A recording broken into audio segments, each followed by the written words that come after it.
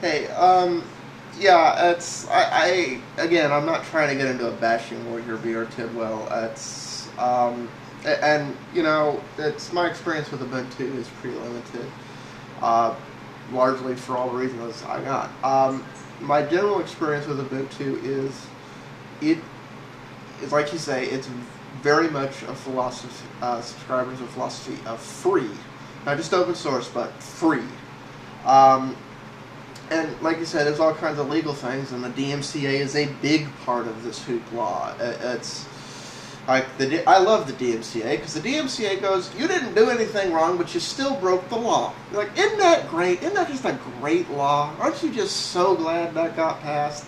For those of you who don't know, I openly break the DMCA on a regular basis in the hopes, I don't steal software, but I openly break the DMCA on a regular basis in the hopes that someday I will get charged with a DMCA violation, and I plan to defend that to the fullest extent of the law. Because one of two things is going to happen. Either it's going to become very apparent just how screwed up the DMCA is ridiculously, because it's not going to be suing people for stealing stuff, it's going to be suing people for legally using stuff they legally purchased in legal ways, except for the fact that it technically isn't. Or, this surprised the heck out of me, but the courts will actually do their job and overturn the DMCA. Either way, the end user wins at the end of the day. But that's neither here nor there. Regarding open source versus free and open source, you're absolutely right about that. And this is a rub that goes back to the very early beginning days of Linux. The whole reason Linux came about was because Linus, thought you should have an alternative to, okay, I'm Windows or I'm in somebody else's box. You should have an alternative. And the fundamental disagreement there was, okay, how far should that go? Is it that it's open source and anyone can see the source code and anyone can contribute to it? Is that good enough? Or should the box be completely non-existent and nobody should have their hand in the cookie jar at any point along the way? And this became a fundamental philosophical disagreement that, I call it the very first fork in the Linux community. And this is why things like crossover are so controversial in Linux. Admittedly, installing crossover on a Linux machine adds a lot of functionality to it. However, crossover is a paid application. Crossover shares its libraries with Wine, which is not a paid application. So is Wine okay? It's these fundamental disagreements. And there's purists who go, well, by having Wine or crossover, you're indirectly supporting Microsoft's monopoly on the software business because you're not making software developers write a Linux version of their software. All those arguments have valid points. I tend to gravitate more towards the open source side versus the it must be free side because money is not a bad thing. Greed is a bad thing. And there's a fundamental difference between having a commercially viable product that can make money and giving it away to the end user or licensing it in a way that ultimately benefits development and growth for the end user and everyone in general. I think that makes more sense, but this is a fundamental divide in software in general. Some people think software is not actually property, shouldn't be copyrightable, shouldn't be patentable. All software should be free because it's a non-tangible good. I don't necessarily agree with that philosophy. I am all for a free operating system to serve as a foundation on which to build other things. Because without an operating system, a computer cannot do anything. It's just this little shiny box that goes blinkety, blinkety, blink. That's why I'm a big fan of Linux, and I like it. And it's a very good OS.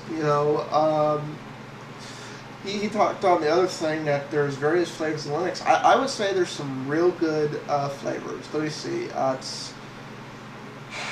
Obviously PC Linux is like that. Ubuntu.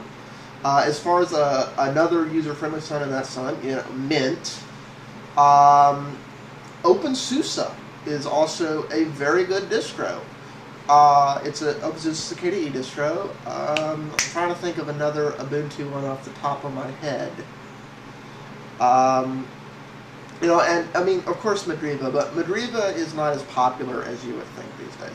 And like he said, it's the fundamental philosophy of whether or not when I boot up my computer, I should just be able to go to YouTube, or whether or not I should have to go download Flash. Now, he's right. There's legal implications about including Flash out of the box in the distro. The way some distros get around this is the very first time you launch and connect the thing to the internet, you click update, and it goes and gets all the extra things like codecs and packs and the ability to play DVDs and other things, which means they're not technically breaking the law. They're taking that as thing. Because here's the big disagreement there. For those of you who don't know how absurd this is, it is 100% legal for me, as the end user, to download the codecs and things and stuff I need to decrypt DVDs and play them and do stuff and play MP3s and do on and so forth. Because the licensing and all that stuff says it's free to me. It's not necessarily legal for the operating system to include it for me. However, it is legal for me to download it, which means as long as I initiate it, it's legal. And that isn't making your head spin, don't worry, it doesn't make any sense to the rest of us either. And that's the way a lot of distros get around it. That's why, you know, it's like the first thing most distros say is open repository and run update. Because you'll get all that stuff.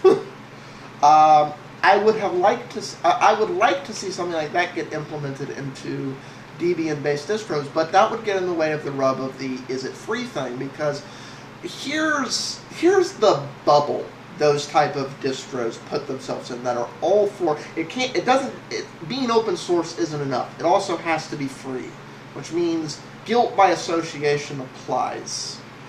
You don't support it, which means you have to go to Adobe's site. You're not going to find Flash in the repo. I have mixed feelings about that, especially on Linux, because at the end of the day, there's too many flavors of Linux for Adobe to support them all independently. Sometimes it's a good thing that it's in the repo and the distro's taking care of it. And the same thing on a lot of stuff. So, yeah, it's a juggling act. I'm not going to say which is right or wrong. And that's my general thoughts on that. I mean, those of you who are looking for a distro, remember, try SUSE, try Mint, try Ubuntu, try PC, try some. They're all good. I could sit here for 2 hours naming Linux distros, and odds are one of them suits your needs. So, peace out all. That's my comments back on that. Again, no. I don't want a distro bashing thing, because it needs to make sense to you at the end of the day.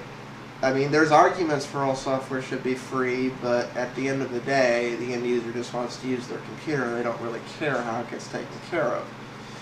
However, that's one of the reasons I have very mixed feelings about the H.264 codecs and browsers, because there's some interesting licensing implications there. Peace out, all.